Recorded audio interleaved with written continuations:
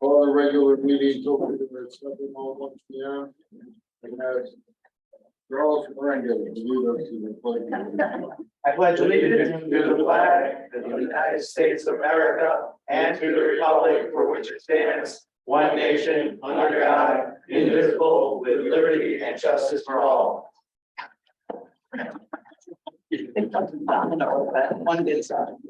Motion of the board of mayor and Burgess to approve the minutes of the regular meeting July 5th, 2023, and special meetings of June 20th, 23, and July 25th, 2023. Each member received copies to review. Second. Questions? Discussion? All those in favor? Aye. Opposed? Motion to board of mayor and Burgess to approve the monthly report of July. Each member received copies to review. Second. Questions? Discussion? All those in favor? Aye. Opposed?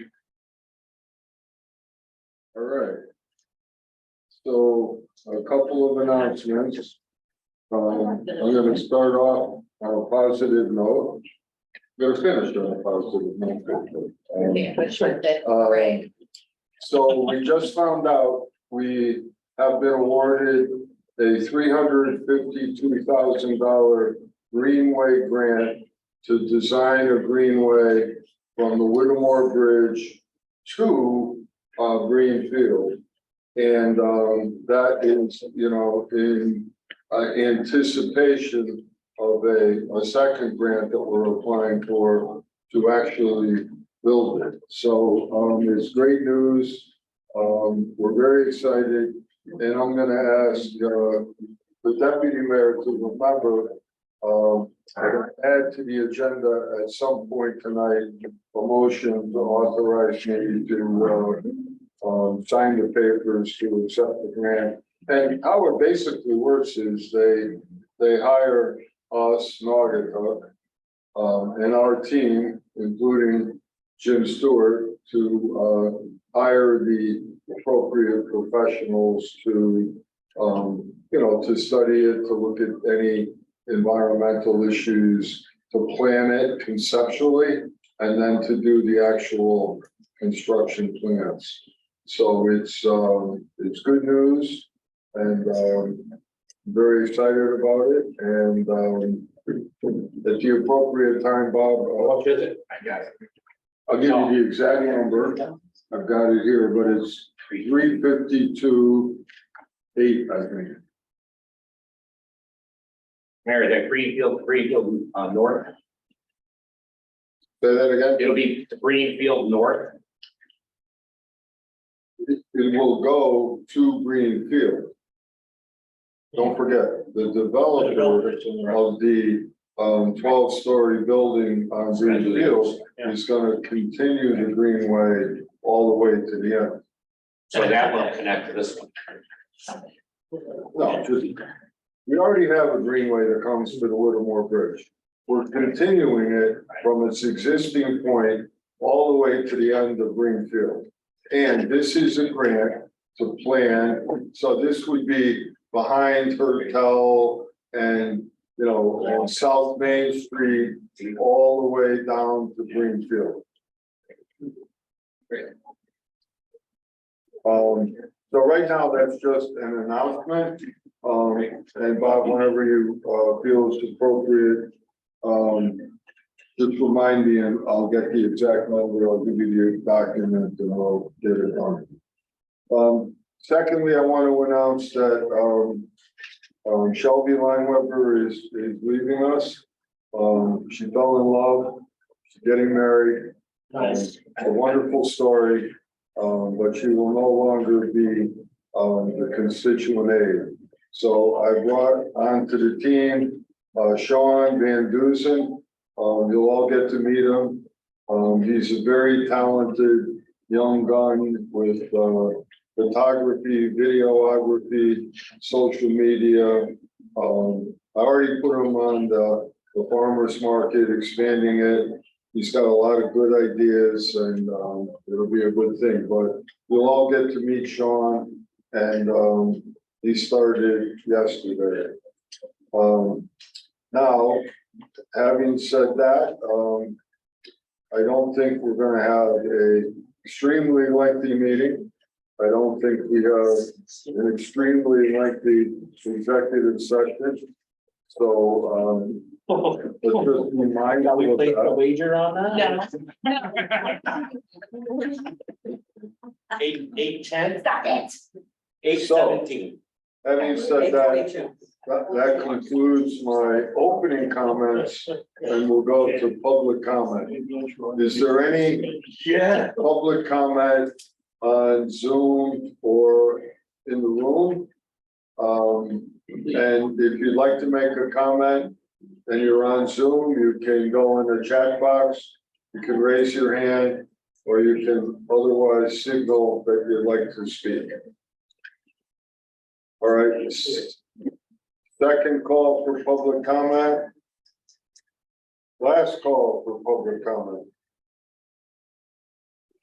All right, hearing none, we will now accept a brief report from Kyle Kelly from Naugatuck Ambulance Corps. Kyle? Hang on 1 second, rejoining. What? 1, 2, hello, Kyle. Sorry about that. I had to get switched over to the presenter. Evening, everyone. A couple of just some highlights from the month. We stayed very, very busy with just over 450 calls, lots of mutual aid calls, a lot of them in the city of Waterbury. On the note of city of Waterbury, we have been regularly assisting them again. Typically last minute phone call in the morning, usually on the weekends, because Trinity needs some help because of call outs or what have you. And from those phone calls last month, we staffed just scheduled hours. That doesn't include the regular mutual aid that we do, about 120 hours last month to help cover Trinity side of town in Waterbury. So that's pretty big.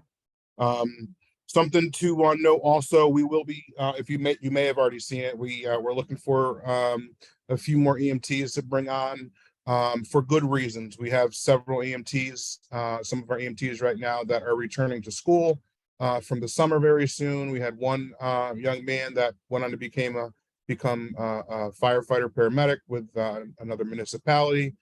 We have another young lady who went down to drop off of her hours for now. She's starting medical school. So I want you to know it's for good reasons, not for negative reasons that we have some folks that are stepping back or you know, if you see us looking for some folks. Other than that, we're having, you know, some vehicle issues with our ambulances. I'm looking at trying to get a remount done, and that's some stuff we've been throwing around. But on a one more positive note, and then I'll stop talking. Greyhawk Revenue Services has officially been established. So we are in the midst of getting that situated and up and running officially. It'll start with Beacon Hose, and they'll start doing Beacon Hose billing in the next couple of weeks. It's a lot less than ours. Get everybody's feet wet a little bit, work out the kinks, and then likely in September, when our current agreement is up with our current billing company, Naugatuck Ambulance will be there, and we'll finish working out any kinks we have and work on growing it and working on some added revenue into the service. So that's all I have. All right, any questions for Kyle? Right. At this time, we have a special guest tonight from Connecticut Community Foundation. And why don't you come forward and introduce yourself and tell us a little bit about what you're trying to accomplish. Thank you for having me. My name is Michelle Pinto from your Community Cares. And we received a grant from the Connecticut Community Foundation to serve Naugatuck to better connect older adults and people with disabilities to volunteers. So that's why I'm here today, to educate you on how everybody can get involved and try to get the community involved. So Jim is graciously being consistent. So what your Community Cares is it's the technology, it's the website to connect towns together. So you're able to connect those vulnerable people in town, the older adults, people with disabilities, that need some help and stay independent at home, and connect them to volunteers that want to help support their neighbors. So today we're just going to basically go over what is your community cares about, not that the residents can get involved. So I am a physical therapist. I've been a physical therapist for 20 years. And I recognized when I was going to my patients' homes that many of them were widowed, lived alone, couldn't pay for private caregivers. So at the same time, my grandmother lived to 99, and I saw what it looked like from a family perspective to be the caregivers, to try to care for someone who had dementia and macular degeneration. So I took that knowledge and in 2019 decided to start this nonprofit organization to better connect communities. So we've been able to spread it to about 150 communities since 2019. And it's really a simple solution for towns to support your home residents. We have an aging population of people, right? We have about 10,000 people turning 65 every day. So how is every town going to plan for that? So it offers a town the ability, because we get funding from the Community Foundation, it offers a town the ability to better serve residents.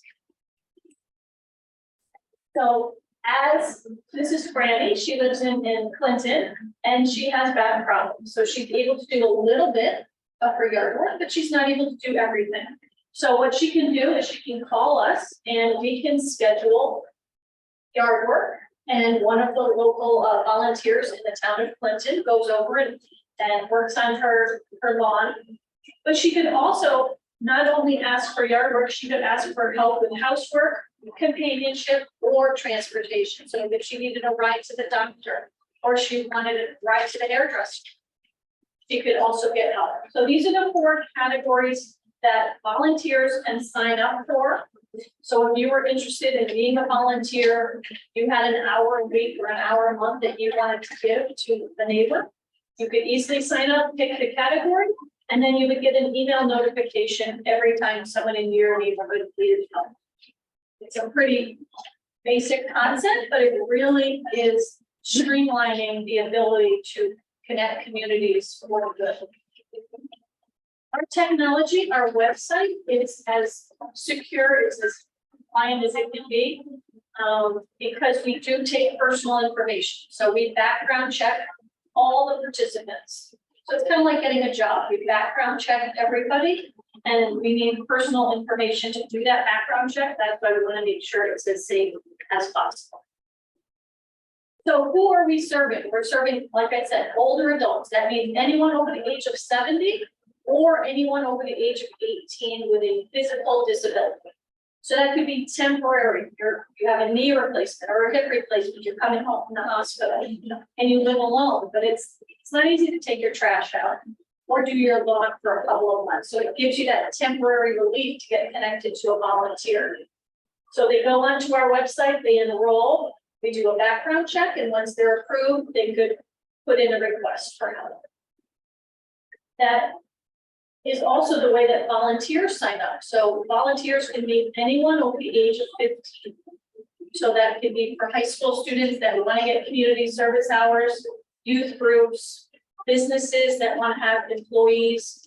They can go out in a group and volunteer. So the website really offers the ability for individuals to go out and then groups to go out together. And we did that as a result of COVID, knowing that a lot of the youth groups wanted to go together and do yard work, things like that. There's no personal care, there's no licensed work. So they're not getting electrical work, plumbing work, all of an electrician for that or a plumber. These are just basic chores that you or I could do without training. We are also fully insured. So we have all the insurance to make sure that this program is safe and secure for people. So this is Mary, she signs up. She then logs into our website and then she goes in and puts in a request for help. Billy is her volunteer. Billy had a small infraction, needed about 100 hours of community service hours. He was able to go over and mow her lawns for her. That saved her a lot of money as she was living on a fixed income, and Billy was able to get his community service hours. So it's really a win-win for both parties, as some of these small infractions really allow people to get their community service done. This is Beth and June. June is a homeowner. She's 85 years old. She's widowed. She has multiple medical issues and she needs a little help around the house. June comes over once a week and helps her with whatever chores they want to work on for that week, and it's allowed her to stay in her home. So what we're trying to do is get town departments, we're trying to get the library to refer people, get social services, the senior center, the police department, try to get the town involved, market the program, and really be able to refer people as you find people that are in need. So like I said, we're growing into about 150 towns across Connecticut. We have about 800 community members that have signed up that need the program and about 700 volunteers at this time. So I'm the executive director. I have stopped doing physical therapy at this time to dedicate to the program. And then we get funding from community foundations. We're in a lot of municipal funding. And then we have corporate and individual donations, just like any other nonprofit. But we are grateful that the community foundation, Connecticut Community Foundation, was able to fund this program to be an outcome.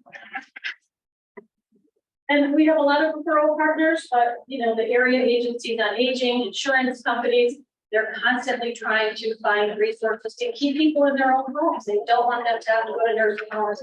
They want them to be in a place where they're comfortable and they feel safe. So we started a new program. We're talking about biking and green space. We just started a new program in Manchester called Cycling Without Age, which is where we have a rickshaw to bring older adults and people with disabilities to the parks and get people outside and really enjoy the community. So we're excited to launch that program. And if anybody is interested in launching that in Naugatuck, I can certainly talk to you about what's involved. And then there's just so many community benefits, whether it's from the homeowner saving money for not having to pay for these expenses. Communities look better because they're better taken care of. Better physical health, mental health, as there's companionship, people get to doctor's appointments, things like that. And people feel good. I mean, these two are now like mother and daughter, that they've really developed a friendship, and it's great to see so many people that are able to come together for the good. So this is what a partnership can look like as each enrollment, as everybody signs up, whether it's a volunteer or a community member. Like I said, there's insurance that's involved, the background checks, part of the program, and this is all covered through that grant that we received. So there's no cost to any of the participants at all in the town. So my goal here today is to try to have some social media presence to try to get the word out to residents that this program exists, that it's offered, and to try to encourage people to get involved in the community. If anybody has any questions, feel free to. So, hi, so I'm a visiting nurse in Waterbury. So do you have, I know this is for Naugatuck, but is there a partnership with Waterbury yet with Hartford Healthcare by any chance? Or Through the same. through the same grant? So like if I was out seeing a patient, I could just let them know about this. My phone number is on there. It's on here. We don't have technology. Okay. They can call us to get signed up. We do have the internet technology. They can go to our website and sign up. Okay, great. Thank you. So can you send us this electronically and something else so we can promote it on Yes.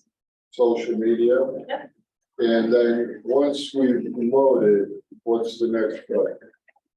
All the magic happens on the website because the volunteers sign up, the community members sign up, and they link together by the website. So once the community member has a request, they want to play a game with somebody, they're lonely and isolated, want to go out for an ice cream, they put out that request, and that email goes out to all the volunteers. So the website really does all the magic.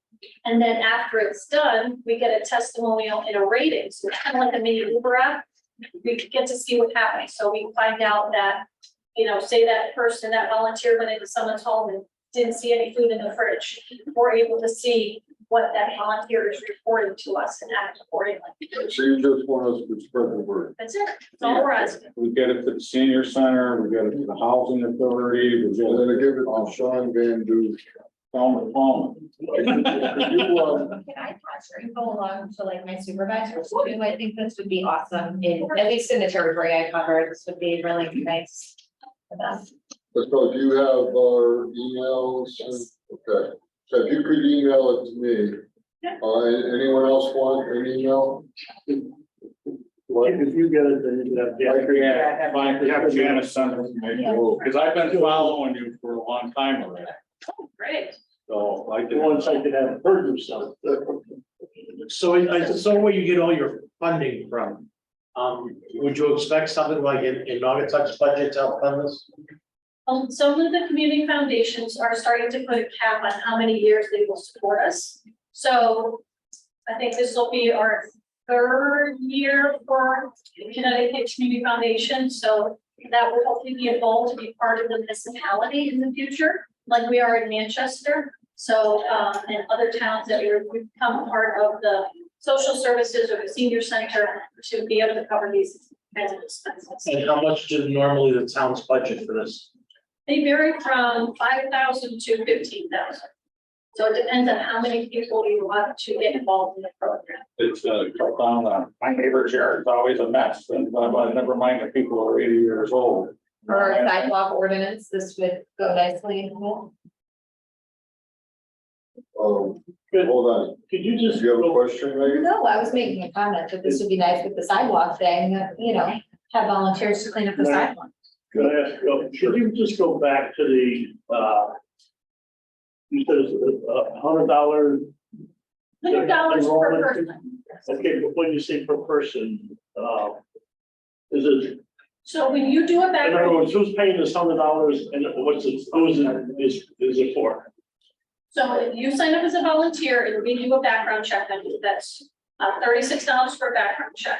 If you want to do a driving, if you want to transport somebody, that's another $24. The insurance costs of all the insurance that we have, which is, you know, general liability, workers' comp, automobile insurance, board insurance, the umbrella policy that we have, all of that combined, plus covering all the program expenses, we just say everybody costs basically $100. It's way over that, but Okay, but when you say enrollment, in other words, if a volunteer wants to volunteer, they pay $100? no, because it's covered by these programs. It's, Okay, that's, you know, I just wanted to clarify. it's a free program, yes. Because I know that's, you know, if somebody looks at this, that might be a question that comes up. These are for towns to, so to become a partner, we're looking at towns to start to buy into this because we cannot continue to, for the first couple of years, we were funding all of this. We were funding the enrollments, but now as we have 800 people as community members, we need to continue to try to figure out funding strategies. So that's where we're going to towns and community foundations and kind of thing. Because we want to keep it free for folks that are on a fixed income and can't pay for that. And that's where we can take the liability off of the town, have it on us, and that's why it's a cost to us to have all this insurance and the background. Any other questions? I did have a question. Having gone through something similar to this, my mother is 90 years old. She lives very far away in Kansas, needs help with yard work and so on, but she's not inclined to go online. And many people in their, 80s or 90s are probably not going to be feeling comfortable going online for various reasons. What is the bridge gap between getting to the website and for those who might be reluctant to have internet, go on to computers and sign up via websites? Is that where the libraries come in, or maybe faith-based or community organizations that can provide that help? Anybody that's in our funded town, so Naugatuck is one of our funded towns, they can call the number that's on all of our flyers, all of our social media. Telephone version of getting it. Telephone version, and we then sign them up, enroll them, and then put out those requests for help. Yeah. All right, last call for questions. All right, so you'll send us your material and we'll move forward. Yeah. Thank you for coming. Thank you. Thank you.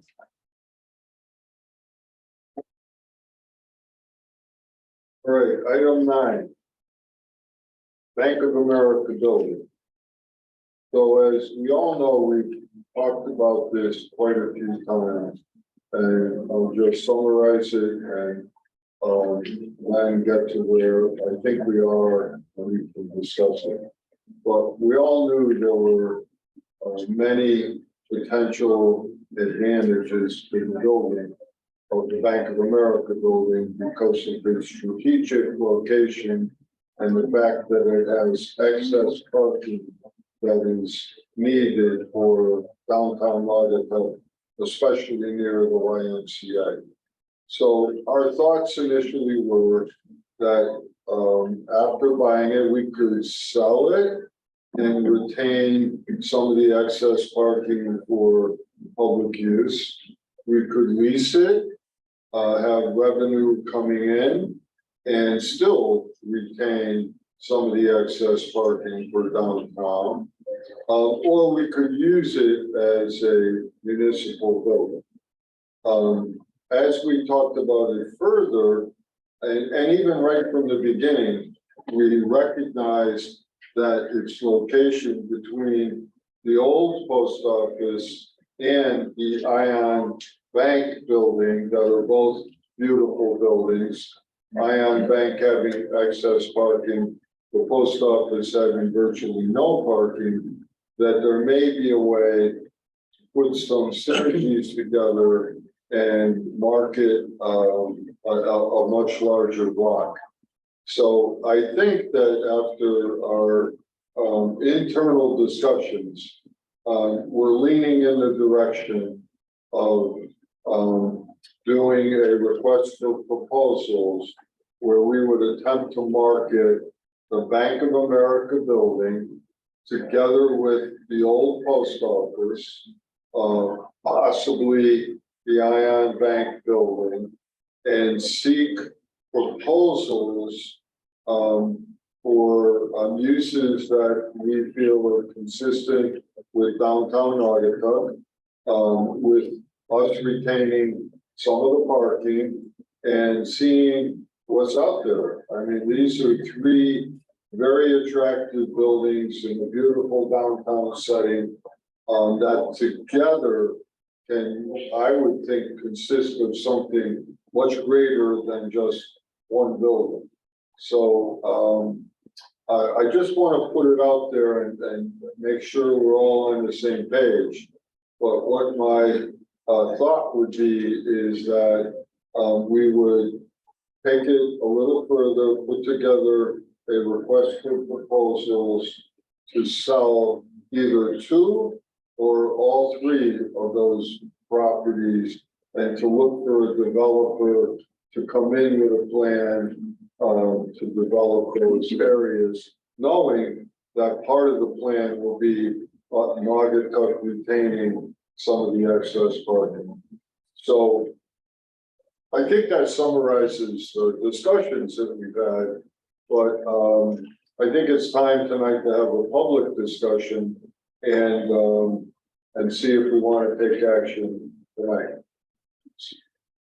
You know, I agree wholeheartedly. I think the approach of all 3 lots, all having their destiny intertwined, it has to be that way to get a uniform, logical development of that area of the road. And I think this is the best approach to take.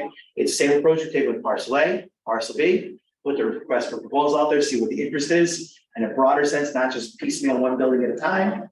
I think it's a great idea. I think it's going in the right direction. You know, we never wanted to keep that building forever, but we did want to have a say in its destiny. And this keeps our say in what goes in down there.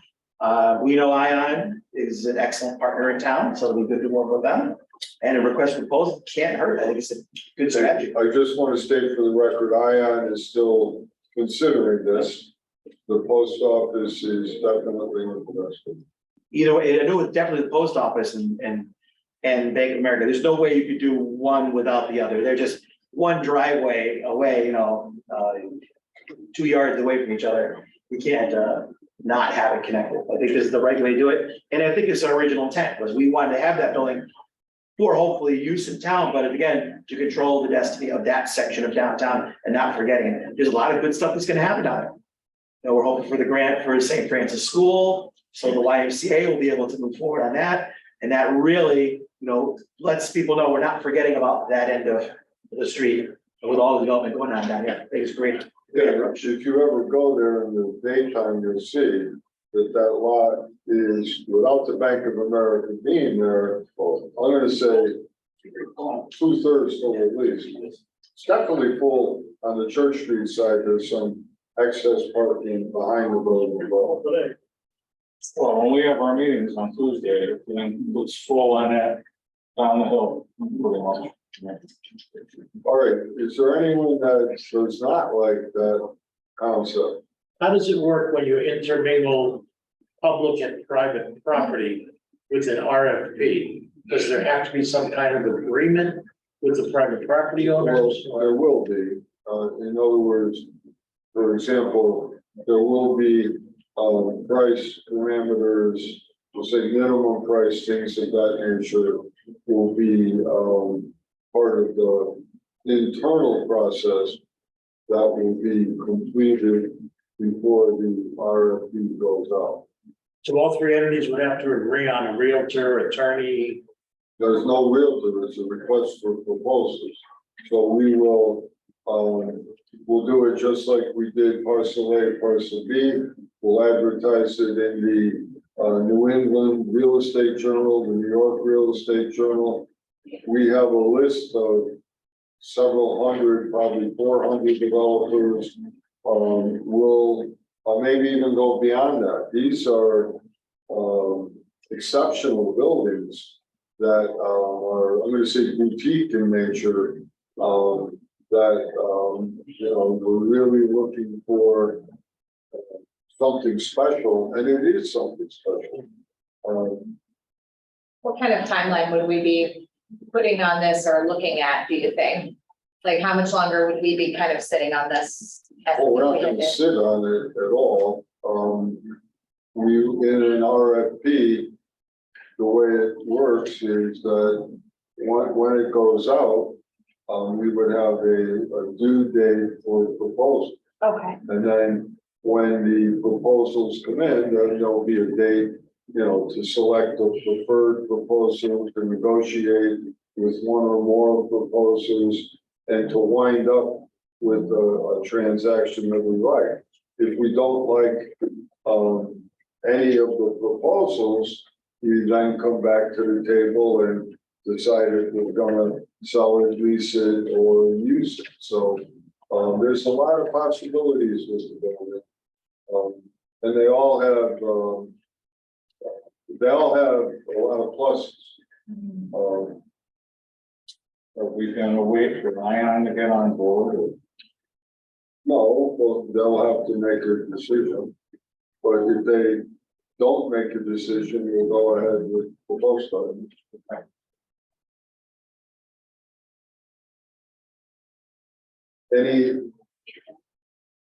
All right, so I guess I'll entertain a motion that I be authorized to work with our development team to put together a request for proposal to market the Bank of America building together with one or more adjoining properties. Motion. Second. All right, we have a motion and a second. Is there any discussion? All those in favor? Aye. Opposed?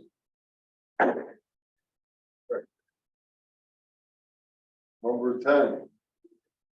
More good news. Opioid funding. So as of today, now remember, we are part of several groups where we are attempting to recoup money from pharmaceutical companies and others.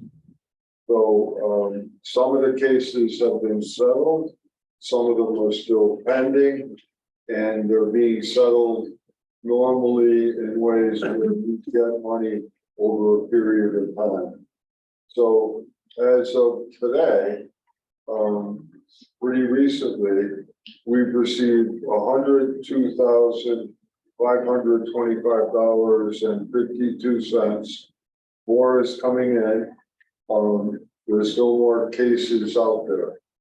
Now, what we need to do, and I think I'll be looking for some volunteers, is put together a group that will consist of borough board members, the police, and youth services, so that together we can fashion a plan as to the best way to use this fund.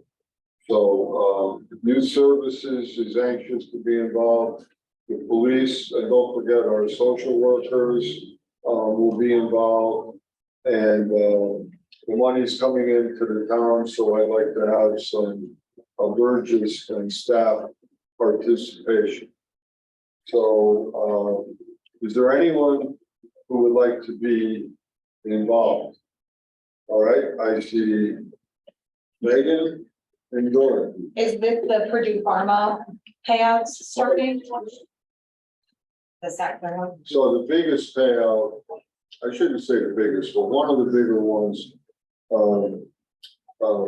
Mayor O'Leary from Waterbury, is in charge of the manner in which that will be distributed, and that's additional money. So, I would expect that over the next several years, we will have, fundings coming in that we can use for a variety of strategies.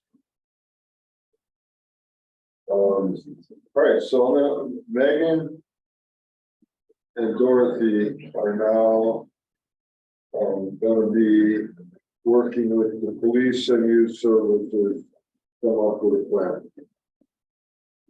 Is there a point person we should reach out to, or Excuse me? is there like a point person we should be reaching out to, or just kind of wait to hear from you? I'm gonna pick the point person. Oh, okay, sure. No, I've been, I've I'm been gonna set, I think what we'll do anticipating is, this, so. we'll set up a meeting with the social workers, the police, youth services, you two, and me, and then you'll decide among yourselves, so that's good. All right, we have another guest here. I don't want him to wait too much longer, so let's go to item 13.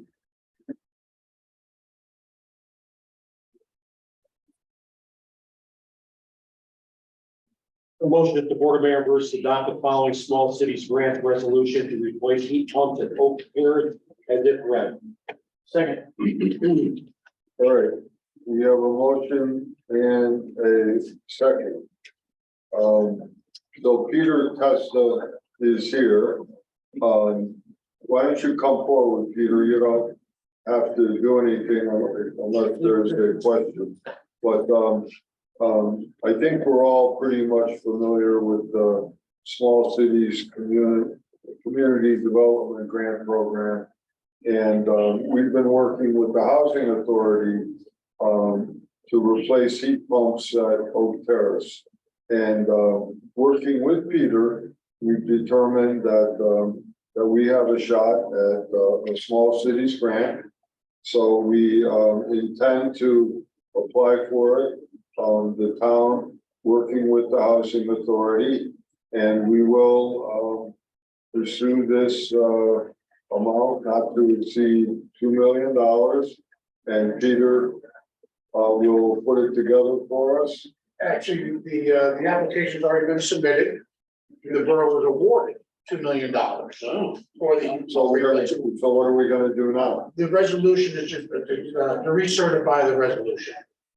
So basically, I'm working with Jim McGrath. As a matter of fact, I'm meeting with him Thursday to go over the balance of the state contract material, the assistance agreement, the project expenditure, financing planning. So I guess my question is, why are we reapplying, or?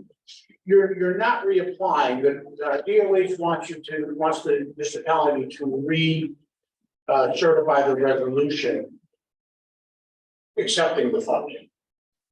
The signature of mine. No, just a resolution.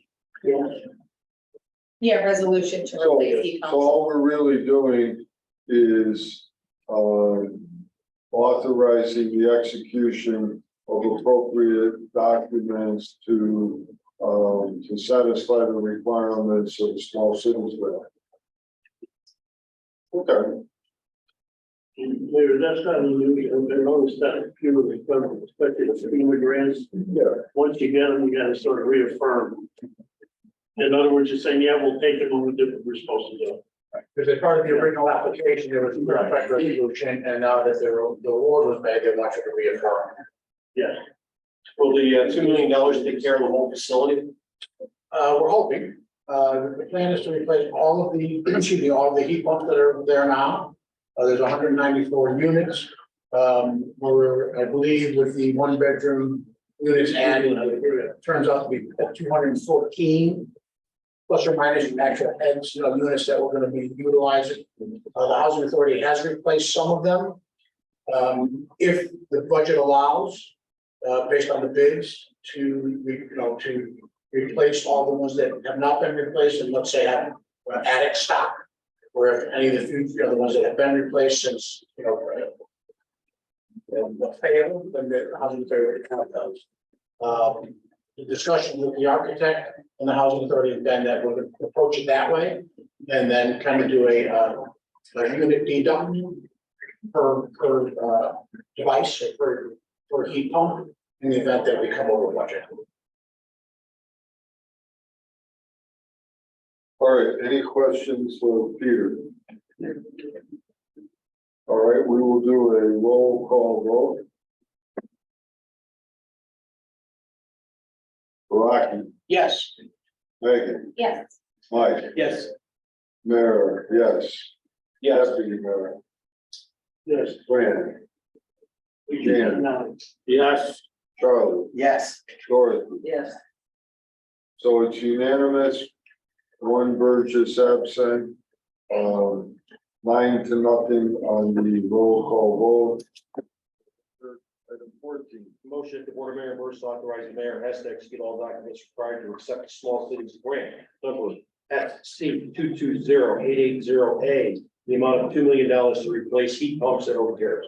Second. Any questions or discussion?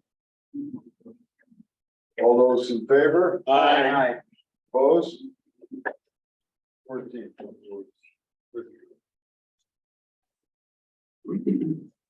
Motion that the Board of Mayor and Burgess provide all risk insurance against loss or damage to the building at 150 Meadow Street, in the amount not less than 100% of the replacement value of the building in return for reduction of rent, the amount of $150 per month effective August 6, 2023. Second. All right, so what happened here is, the owner of 150 Meadow Street, where the probate court is housed, realized that, the commercial cost, for the building was extremely high. On the municipal side, we are able to acquire coverage much easier and much cheaper. So the request was that if we would insure the building, which costs us about $1,200 or $1,300 a year, we would reduce the rent by $150 a month or $1,800 a year. So we're providing an accommodation to the property owner. The building is insured with travelers, and we come out a few bucks ahead every month. What about the other towns? Is there, like, the probate court is multiple towns, right? Right.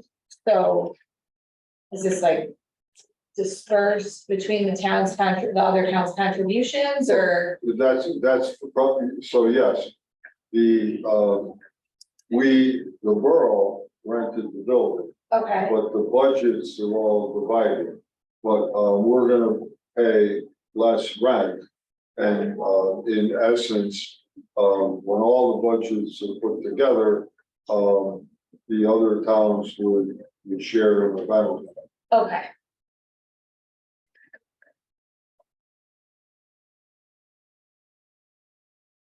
Any questions? All those in favor? Aye. Opposed? Motion that the Board of Mayor versus abate taxes on real property located at 805 Maple Hill Road, the amount of $4,758.48, as recommended by the legal department. Second. First of all, I'm going to ask to amend the motion to reduce the amount to 3864.88. Are you okay with that amendment, Bob? Yes. Mike, in second? Yes. Okay, so, we have an amended motion, to abate taxes in the amount of 3864. So let me explain what happened here. We foreclosed a piece of property on Maple Hill Road.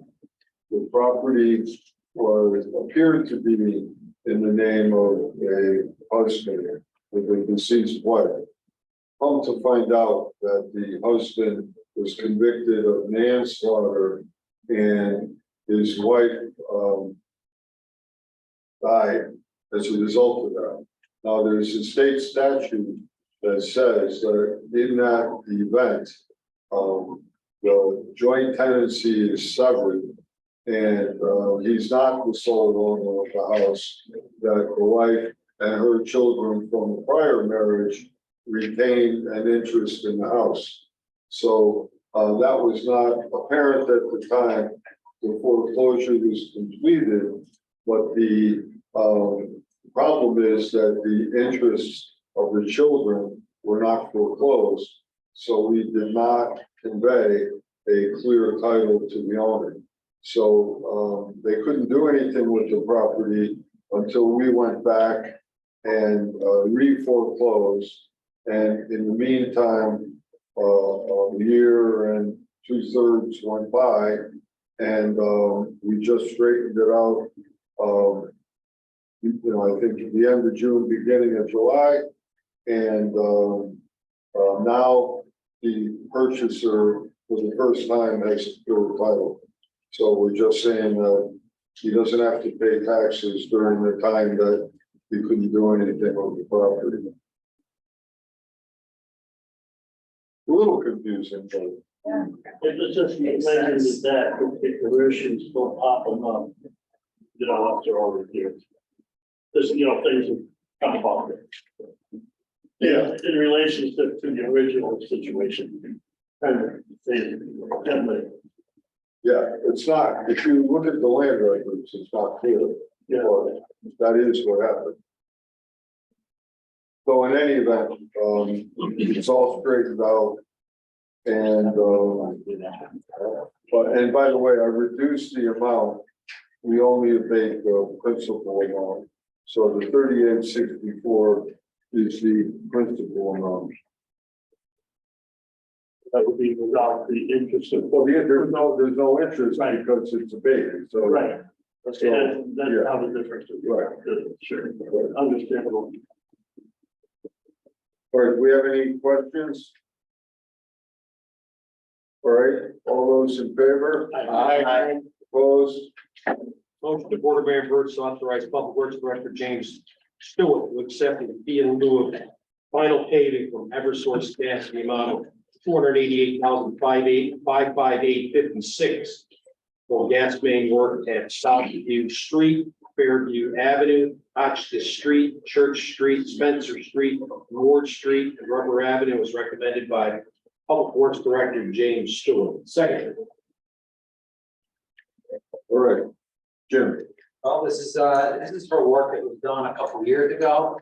And we're happy with the amount. Well stated. Think we can do something with Locust Street? It's currently on paving. I'm sorry? It's currently on our bid. For when? I have to double check if in the next 3 years, Bob, did you look at it? No, it should be sooner, but Is it? I have to look at it. yeah, I drive on that street too often and it drives me crazy. And, the thing is Locust Street is a main throughway I'm through there, yeah. from, this side of town to 68, so, those are the streets that really need to be cracked on, is that the streets that are used all the time. so people don't get pissed off about the side streets, you know? That's all I'm saying. Actually, I agree with you. All right, so Jeremy, you're gonna take a look at Locust Street? Yeah, I think when Jim and I looked at all of it, it's all about the budget, we're doing those blocks of neighborhoods. You come in just do one, it's costing double, triple the money, so it's about shifting those budget. I get it. You got two side streets in that general area that you want to address all at the same time. I get it. But I don't drive on the side streets. I drive on Locust Street. Like everybody else. Gonna drive up Jan Road, it's good though. Yeah, check out Woodbine Street, will you? I feel like I'm driving a jet Did you do plane. any burnouts on it yet? I came down that hill today and turned left on Golden Hill Street and I felt like I was floating in the air. Did you stop? Yeah, I stopped, not like my sister, she lost her brakes. Nice, Jerry. No, none of that. All right, so Could we let? we didn't vote. I know, like, Director Stewart is fairly new in the job, but you do realize when we're authorizing you to accept the fee in lieu of the payment, that you're accepting it on behalf of the town, okay, is, you know, I'd like to see you get that. I'd like to see it come directly. Yeah, but I just, But they don't want to write the check. okay, just, you know, All right, we didn't vote. did we? No. Any further questions on item 17? All those in favor? Opposed? Motion that the Board of Mayor Burgess designate August 18, 2023 as Never Give Up Day, the borough of Naugatuck. second, when you church. I would just note that every day in the world never give up. Is nevertheless in favor of it, so this is part of a national group. So August 18th, Never Give Up Day. All those in favor? Opposed? Motion Board of Mayor Burgess authorize control Alex and Bruce to refund the following tax refunds approved by tax collector James Scoggin as it read. Second. Questions? Discussion? All those in favor? Opposed? Okay, number 11, Mayor. Yes. We've got to do the add-on, 11 and 12. You could pick the order. 11.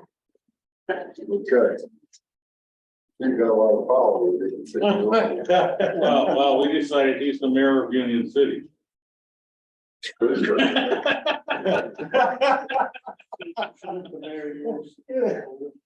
Oh, that's right, you're not Polish, are you? Doesn't make any difference. You're out. You're out. I just changed my name, because that's, okay? That toboggan's too hard to spell. Yeah, yeah. Exactly, that's. Hey, I'm Polish, I'm not. Yeah, but you're on the other side of town. Smith and I'm half, so. All right, 11. All right, let's go with, all right, I'd like to advance this, and in order to advance it, we have to make some decisions. Although not really final decisions, because I want to put the program in final form and bring it here for a vote, and we can always adjust the numbers further. But if we're gonna pattern this after the Torrington ordinance and some of the other ones that we looked at, the numbers that we're talking about, would, you know, in Torrington would be up to $50,000, with a 25 or 50% match, so up to a $25,000 match by the town that would be forgiven over either a 5 or a 10-year period of time. And as long as the property owner complied with all of the requirements that we talked about, it would be forgiven. So this is an incentive to encourage facade improvements. I think at the last meeting, we sort of agreed, I think that it would be the TIF district, plus North Main Street, South Main Street, Bridge Street. Or at least a portion of Bridge Line. Well, Bridge Spring, which is that retail section. Yeah. So if that is the consensus, Attorney Fitzpatrick, together with our internal staff, will put together a draft.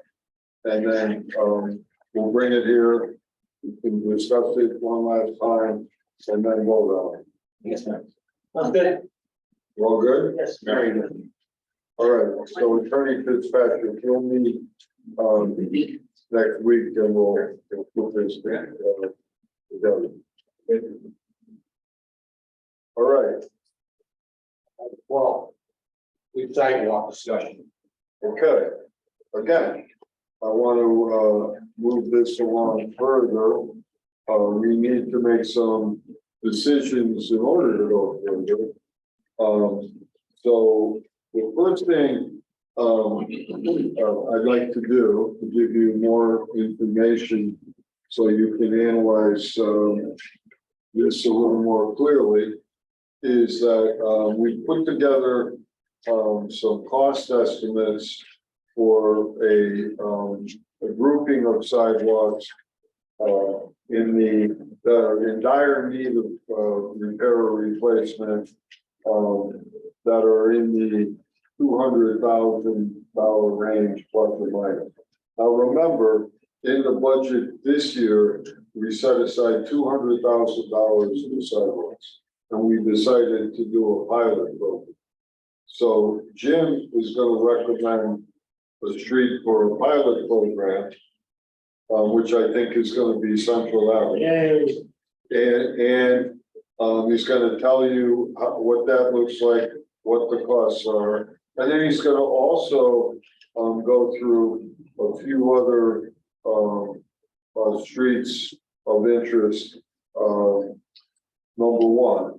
And then also what we need to talk about, and the biggest item is, and internally, we're starting to reach the conclusion that the only really effective way to do this in a uniform, consistent basis, even though it would take a longer period of time, is for the town to make and pay for the improvements, and have a list, a priority list, and maybe there could be incentive plans for neighborhoods that wanted to move up the list.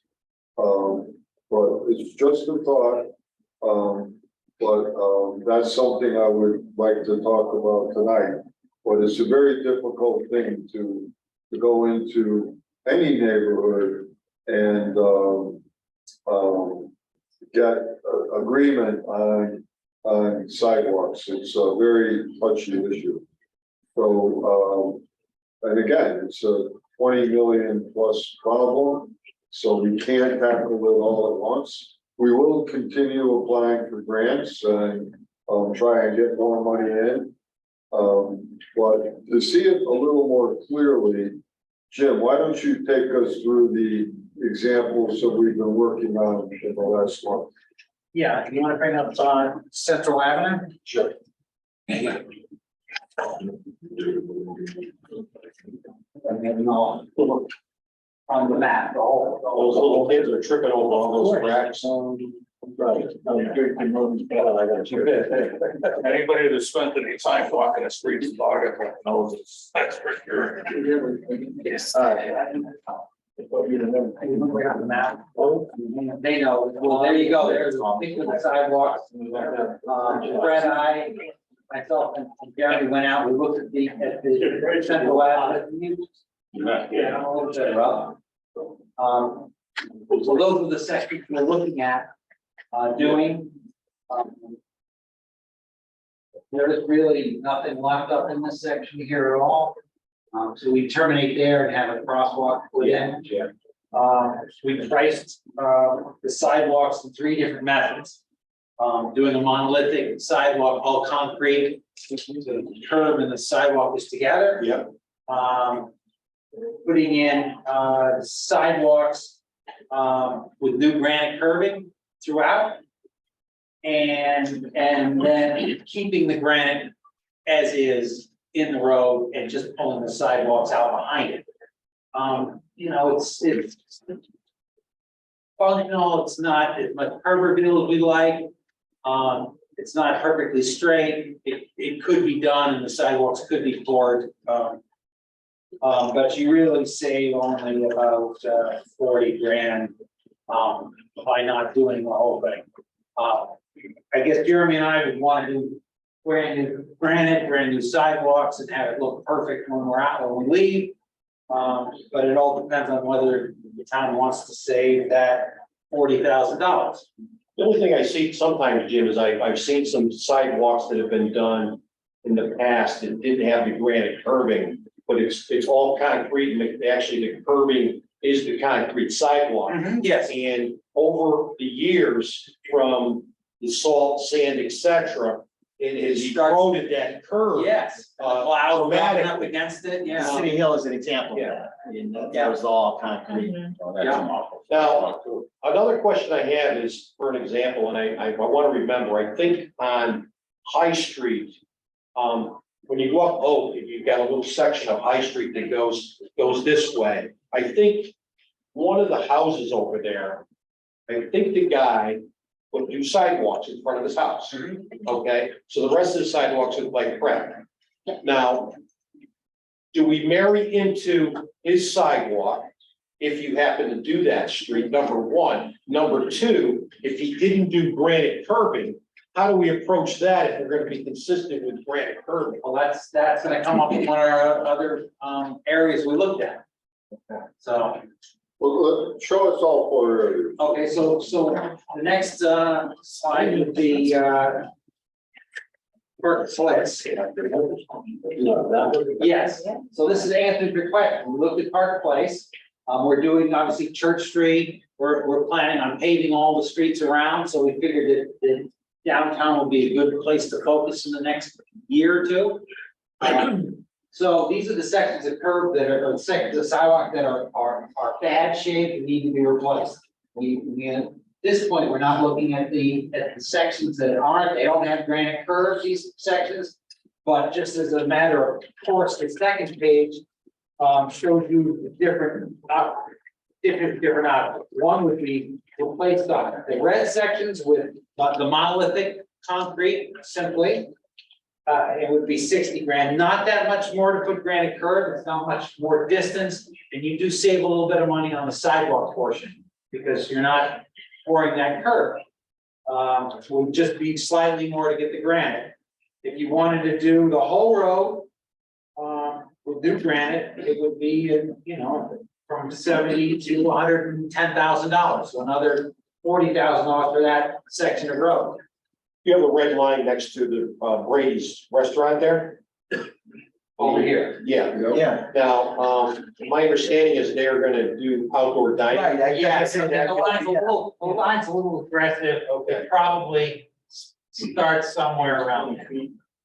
Now, the granite has a longer life to it Last forever. than the monolithic, Oh, like, yeah, oh, yeah. Yeah. And what's So- nice about it, is the sidewalk ever eaves, you pull the sidewalk and the out, granite stays. the granite stays. And that's your form.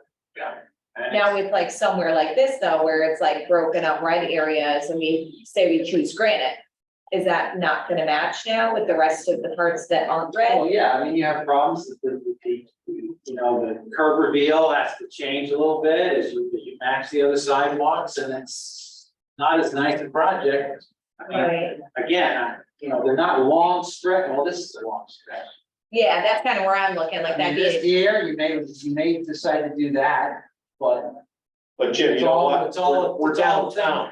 We're downtown. We're renovating the whole downtown. yeah, Why cheapen it? Let's do the granite curbing on that section of that road, because why would we go another direction? That's my feeling. I mean, that's your call, Yeah. obviously. Keep going, Jim. Okay, And so you'll see all one the more, issues, one all the more. questions are answered in the various scenarios.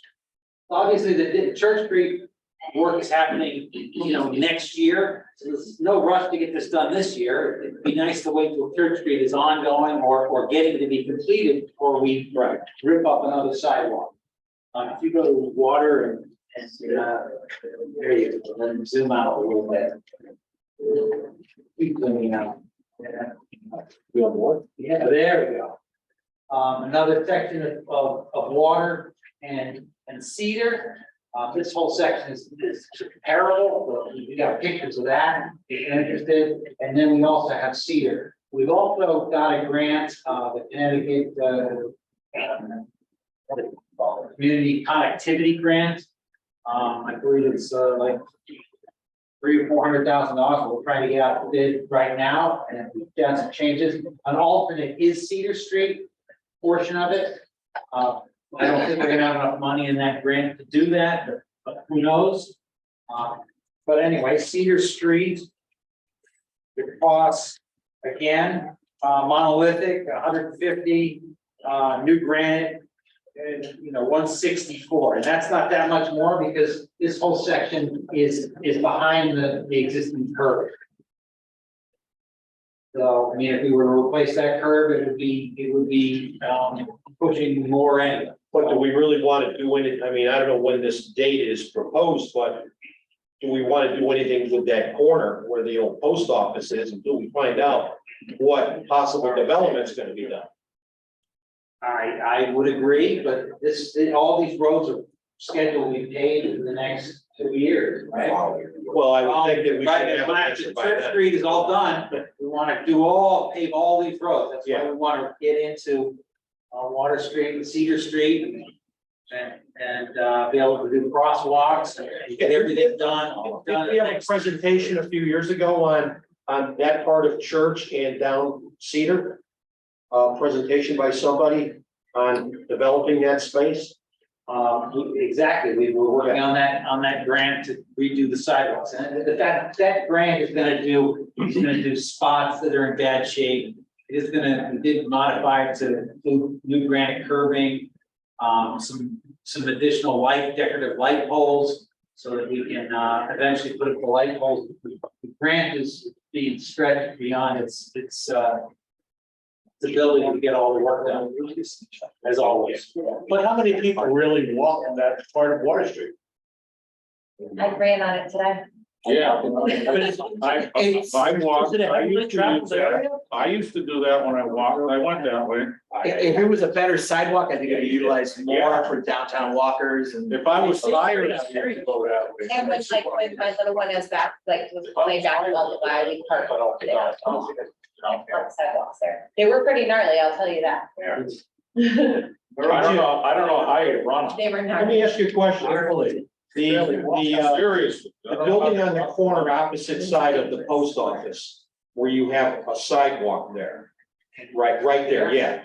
Now, we have angled parking to the right of that as you're coming up Cedar Street. Yeah. Would it be beneficial if we didn't have that sidewalk and continued the angled parking just on that side of the street? We need sidewalks on both sides.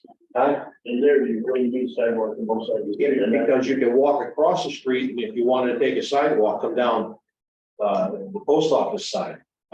Just a thought, that's all. How wide is the street? The angle, from what I recall, the angle parking is really, Was tight. it's very, very short. Yeah, like you can't put a truck. And when people are parked there, the yellow line is very narrow. You got a crosswalk. Very narrow, substandard lane, from what I remember. You can park anything more than a compact car. Yeah, compact only. So, I mean, we can certainly look at it. I mean, the only time they really park there is when there's an event in the youth. Jeremy's always looking for something more to do. Yeah, you're home too much. I don't know, I can vouch for sure. He's been all over my neighborhood. No, I'm just saying, if we wanted to increase parking. But that side section's not that section's not that terrible. We were looking at just replacing a few panels with the community connectivity grant. Focusing most of our money in this area here where businesses are. And this area is asphalt, you know, done, it needs to be done as well. But ultimately, you add all these numbers together and we're beyond the, we get 200, we got 200 this year, you give us 300 next year, and we're probably $100,000 short. So we would have to go into the following year. Can you utilize any LoSiP money for sidewalk programs or not? You can, Yeah, we you can. can, absolutely. But that takes away. From the pay, yeah, I get it. I mean, it'd be nice to be able to, you know, take a little bit so you get the bids closer. If you're a little over, you steal a little bit out of that fund so that you can finish the project off. That's what I was sort of getting. Yeah, Locust won't work. You're doomed. That's where the money's coming from. Right off the Locust. You don't need to go through it, just grab it. See, you're supposed to be married, you're supposed to lead them, you're out. So, and also, if we start with Central, we can put out a bid.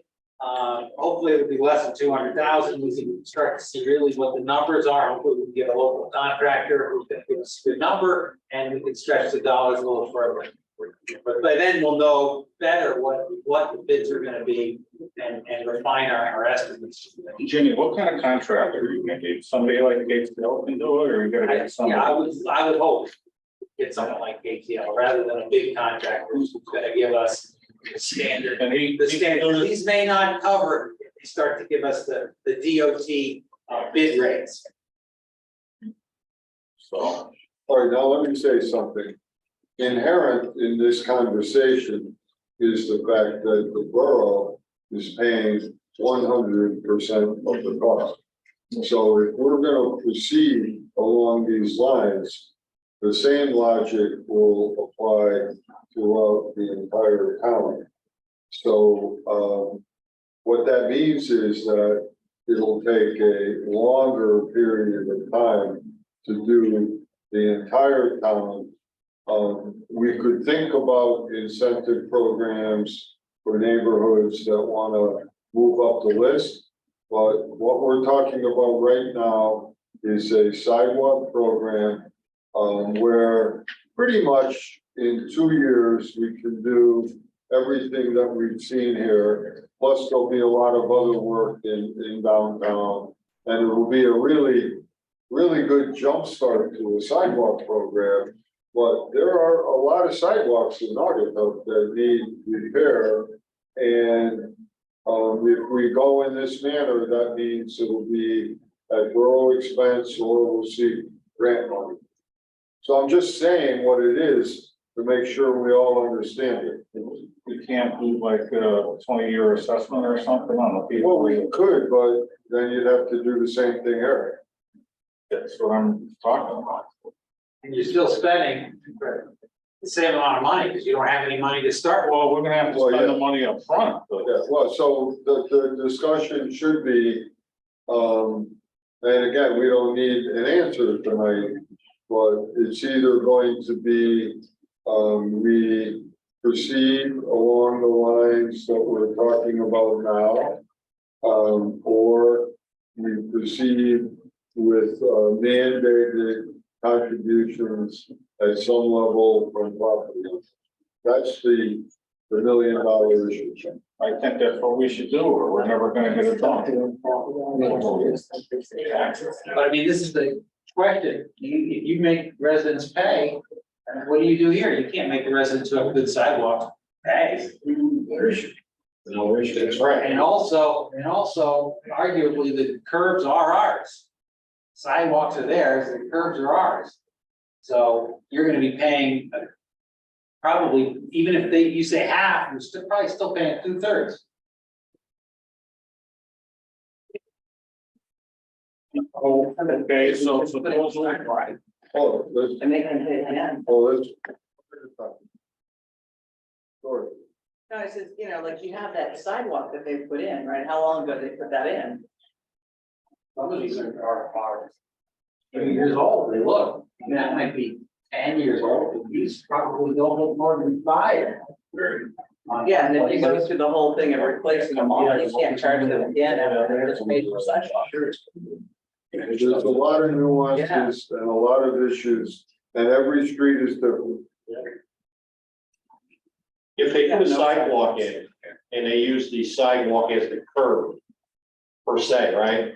Yeah. If we wanted to do granite curbing, can we actually cut? No, you can't. Is it what we're uniform?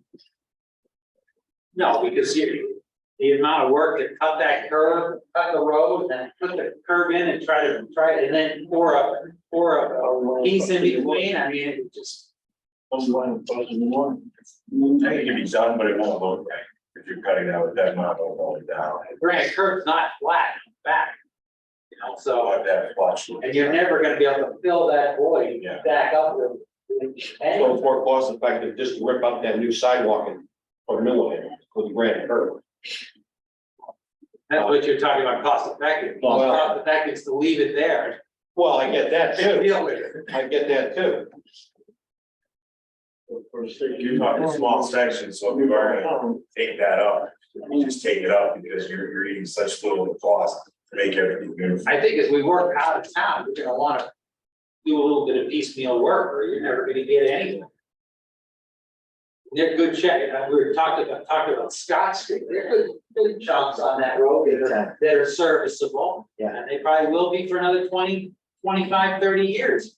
So I think that you're gonna have to do a piece here, a piece there, and eat it up. I understand that downtown, we wouldn't wanna do that, but when you start to work in town, you're gonna have to skip around, especially with game. Yeah, there's some areas of town, it's basically unfinished business, like, for instance, you have the City Hill paved with the concrete, not with the sidewalk, from High Street all the way up to the middle school, and that looks good, and then immediately, once you cross High Street, on your way down to North Main, which was nicely done, you have this ugly area. I mean, I can see, like, well, let's finish the unfinished business and take that stretch and just connect two good pieces. Yeah. That's probably our best approach at this time. There's, again, so much unfinished business. I think we got so many very bad streets that are 100% terrible. We're gonna be working a while. We'll have to make the hard decisions. And access points too. I mean, these sidewalks bring pedestrian traffic to the transportation oriented district downtown. They have to fit into the bigger plan too. Everything coming into the center. So Good Jim, start. do you have a recommendation? My recommendation is we put out Central Avenue. Yeah. As soon as possible, I know that we will get done this fall, but absolutely during the spring, and we find out closer what our prices are. And then we move on from there. The following year, we refine our numbers, and then we start working on these other sidewalks.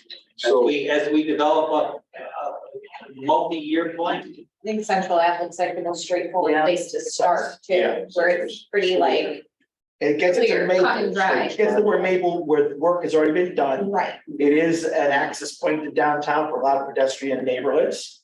So that would probably be a great place to start with the Central Avenue. yeah. All right, so we're talking about implementing our pilot program on Central Avenue while we continue to consider the nuances and issues for the town as a whole. And in the next several months, or let's say before next budget season, hopefully we'll have a plan for the entire town. And we'll discuss funding going forward in next year's budget. That sound all right? Yeah. And we're gonna use new granite on Central Avenue. Yep. Okay. You're right. All right, so Jim, do you want a motion that we should go out to bid for the Central Avenue? I want what you want. Well, that's what we want. Yeah. I don't need a motion. I know what you want me to do. Jim, we already paid your contract about The never ending task. All right, but we should go out to bid soon, right? Yes. So is this project adequately defined to the extent we can put it out to bid now? Well, we gotta get some set of drawings together and put together a bid package, so. Okay, so why don't you put that together for next month's meeting? I will do my best. And if you need an extra 2 weeks, we'll have a special meeting. We'll blame them. We're gonna blame them. How about I get it out to bid? You don't have to bring it up. I'll put it out to bid and then when the results come in, we'll come back here. All right, I'm good with that. I'm good, yeah. All Sounds right, good. so you're gonna go out to bid, and you're gonna come back for the results, and we'll vote on the pilot program. Perfect. Everyone good? Yeah. All right, Bob? Oh, okay, so let's do this. We need a motion to add to the agenda the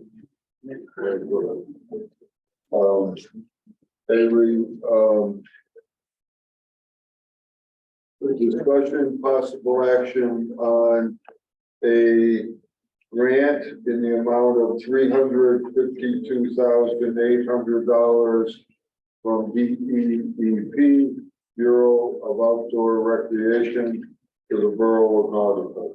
Motion. Second. All right, any discussion on the motion to add? All those in favor? Aye. Opposed? All right, so we now have on the agenda discussion, possible action. So what we have is, and again, this is hot off the press. It's a document, it's 17 pages plus exhibits. There's a lot of information in it, but basically, the $352,800 is for us to do an environmental, cultural, and plan review of the area. And again, that's from the Whittemore Bridge to Greenfield on the east side of the river. Survey and baseline mapping, trail alignment, preliminary conceptual design, final design, permitting, and cost estimates to be done by the borough.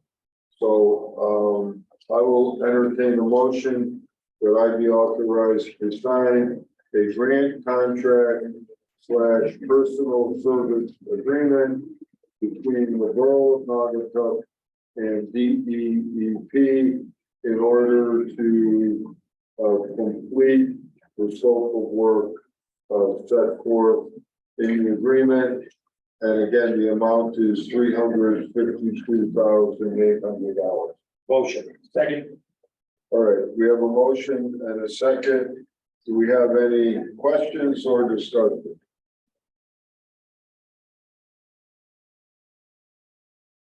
All right, all those in favor? Aye. Opposed?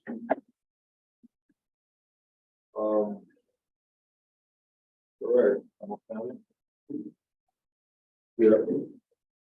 All right, we're going to public comment number 2. Is there anyone in the room or on Zoom who would like to make a public comment? First call. Second call. Last call.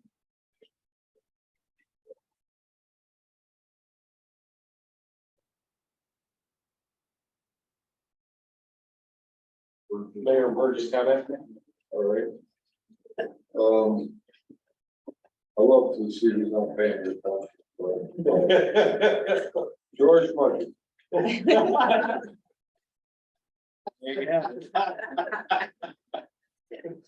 No comment. Right. Yes, sir, just a few things. Just to let you know, the Historical Society was invited to take a walk through the Eastern Building before they knock it down to see if there's anything that I would want. Anything we want for a display or to hang up at the Historical Society. Also on Saturday from 10 to 3 at the Loaded Goat, Gigi will be there with raffles and collecting donations.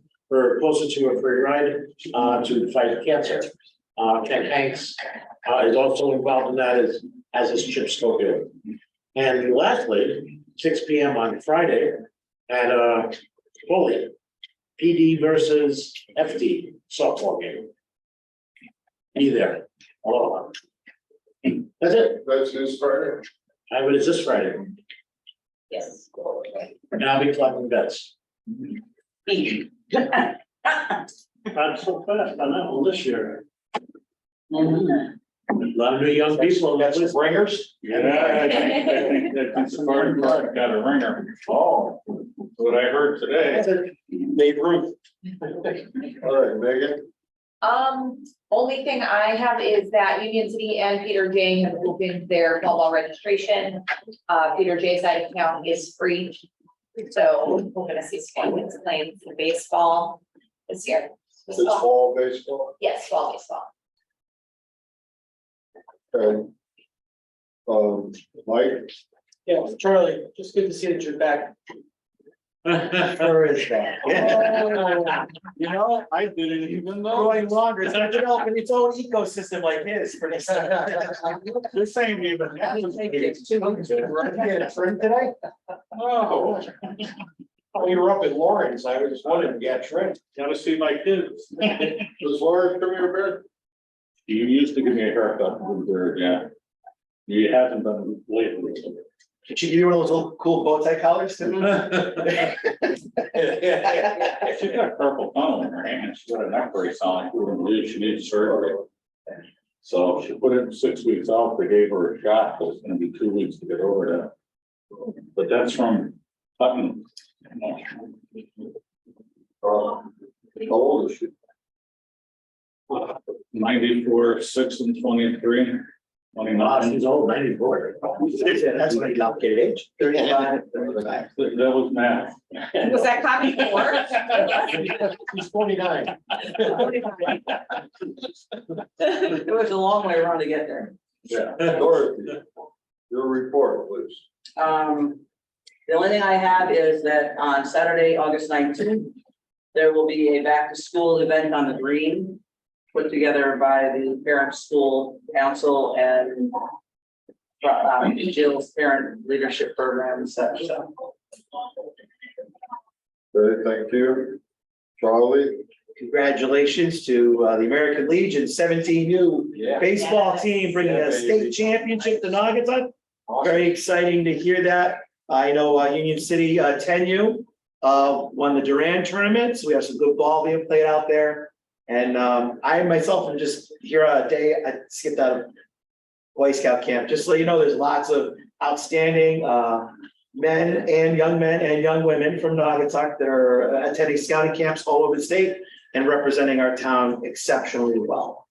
And it's a good thing to see you in the summer, active, doing great things. It's not just during the school year.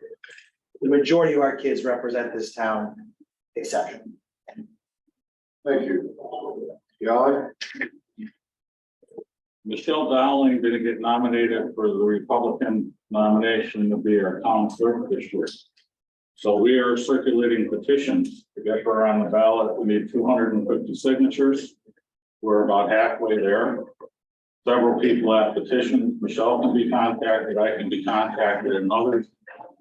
At 5 o'clock on Thursday, we will be down with Jesse Camille's collecting signatures. A group of us, and let's get Michelle on the ballot. She does a great job. Could use all the help we can get. Okay, so the people have been invited to the August 3rd event, I believe. Yeah, And the solicitors will be there with the I have petitions here. But Yeah, I know. And I'm gonna be on the phone all day tomorrow going through Union City. grant. One thing I'd like to mention, some of us know Julie's Ohio. Her home was a fire today. Also, not a total loss, but it's gonna have to be gutted, and quite a bit of rehab is have to be done. The good side, Julie, her husband George, sons, twin sons, Derek and Brandon, all are good, no injuries. 2 dogs. We're okay, not a problem there. Everyone's doing fine. Any of those of us who know her, she needs moral support. And speaking of the fire department that was putting out the fire there today, I noticed one of their latest firefighters that was hauling hoses, picking up equipment. This young new firefighter was really doing a great job, and I made a comment to her, don't injure your arm before Friday, because even though There goes our ringer. even though you're on the softball Hall of Fame, we wouldn't want you to get injured before, say, Friday night's game. I'm still going PD. I'm not voting against her. She primarily fast pitch, Nice. but, they did, everyone did a great job. You know, unfortunately, it's always tough when you see, you know, people lose everything they own. When you know the people, it's a little tougher. Thank you, Brad. I don't have anything, just a question. Splash pad. When do we anticipate anything to happen with that? Begin service next year. It's being designed now, right, Jim? And then when the design is complete, you'll go to land use in the fall, certainly over the winter. And it would be anticipated to be built in the spring. That's what we're hoping for, Yeah, whatever is changing that. And I would assume it's a proper hot rod, where the old pool was. No, it's a playground. Playground, I'm looking at the playground. Next to the school on the other side. on the other side of the school.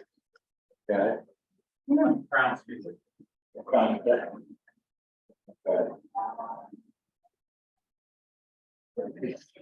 That was the spot. I just figured where the pool was is where you had water. I'm like, hey, I don't give a crap what they put it. That's next to the playground, I guess, that's why. Very fast. Was gonna be a splash pad and a playground Yeah. on the other side of the school. Yeah. All right, as long as it didn't get forgotten, that's all. No. This is a very hot summer, you know? That's all. Oh, I'm so sorry, Mayor, one more thing, you mentioned about the opioid committee, Chief Kyle Kelly sent me a text and asked if he could be on, to ask you if he could be on. I think that'd be great. He's an animal. Yeah. I know it's great. I haven't had a chance to go one up yet. All right, Your packet? I had someone. I'll announce, I think I announced it before, but if I didn't, I'll announce it now, that, toward the end of August, we anticipate, we will open disc golf, behind the dog park, community garden, on the, active area of the open space. We built 10 holes. As you recall, we bought the equipment quite some time ago. It's installed. The park department's done a great job setting up the holes. It's rated an intermediate course. So it's not simple. It's not, you know, extremely crazy hard, but there are some interesting holes, and it looks like it would be fun. So the scorecards are being created, and we will have a grand opening, most likely on a weekend toward the end of the month. Also, in September, we will be having the official opening of Delgado Field. We'll be looking for a good game to to open the field with. And, the ceremonies, we're gonna start planning them now. There's just only a small amount of work to be done. And we'll be ready this year, and of course, we will be sending more and more activities up there, and that will open up other field space, which will be good. We're also finalizing the agreement with the Connecticut Water Company for the finalization of the acquisition of the land right next to Delgado Field, where we will be building a new field on a 2.5 acre piece of land, which is part of a larger piece, which we're also acquiring, that will be the trail connection of the Candy Reservoir to the Mulberry Reservoir. It's a beautiful trail. You know, the east side needs more trails, and that's really, really nice back there. And it'll be, you know, really exciting. So all of these things are happening now, and will be resolved. Until the summer is over. Will there ever be any more thought about connecting the, that part of Osborne to the other side of Osborne? We had a committee. By road? Yeah, we had a committee like 20 years ago to discuss that. I think it's like a 1/4 mile long. That's the old one. Yeah. So now, remember, it is a town road. It's legally a unimproved town road.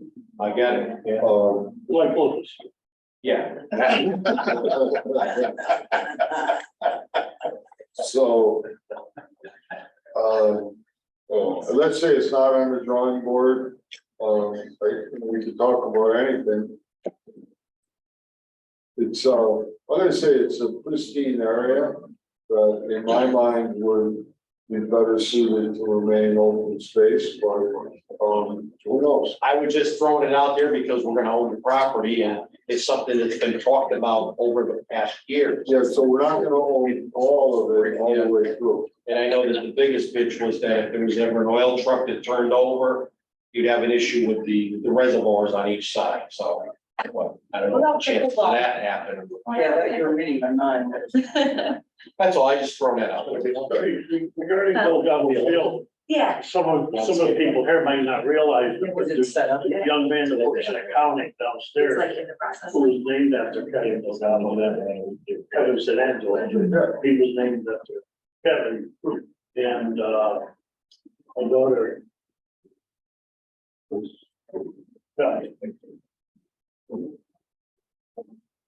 Can I make a comment on the disc golf? Yes, I've been going up and down that mountain multiple times a week for 6 years. And after it rains, that road is treacherous.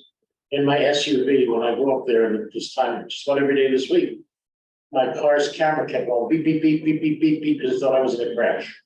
It's a terrible road. Which road? People have stopped going up there in smaller cars because they can't make it.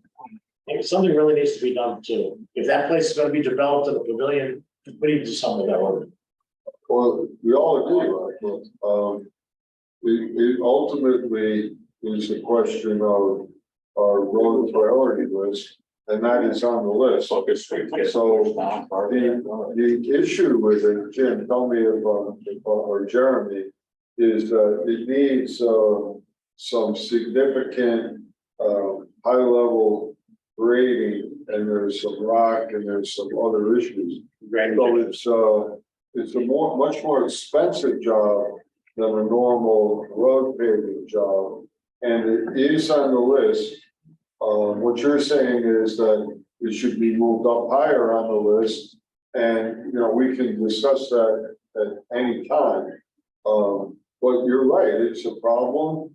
It just happens to be an expensive problem. And they do a wonderful job. When I call them and say I couldn't get up there today, they're out there and they fix it. Although this week they've been a little bit slow. He's not busy on Woodbine Street. That's all. I just wanted to bring it up because, you know, the more we put things up there, people are gonna use it. This river's really nice. And you can slide into the gullies on either side. Jeremy, do you want to comment on the difficulties there?